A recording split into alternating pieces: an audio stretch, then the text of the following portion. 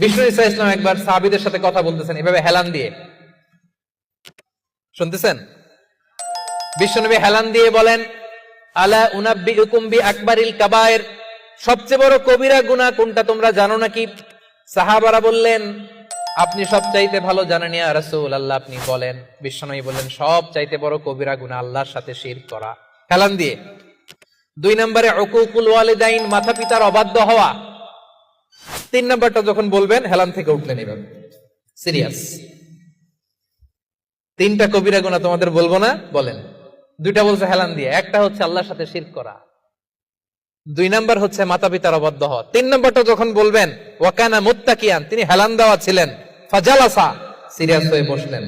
এরপরে বললেন, আলা ওয়া কওলু যুর, আলা ওয়া শাহাদাতু যুর, সাবধান, মিথ্যা বলো না, মিথ্যা সাক্ষী দিও না, মিথ্যা সাক্ষী দিও না, মিথ্যা সাক্ষী দিও না। বিষ্ণুবী বলতেই লাগলেন, কতবার যে বলছেন তার কোনো হিসাব নাই। কোন সুবহানাল্লাহ।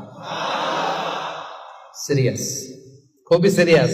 কারণ মিথ্যা সাক্ষী সমাজে বাতিলকে প্রতিষ্ঠিত করে, জালিমকে প্রতিষ্ঠিত করে। মিথ্যা সাক্ষী সমাজে অন্যায়কে প্রতিষ্ঠিত করে। চিল্লায় বলেন ঠিক কিনা?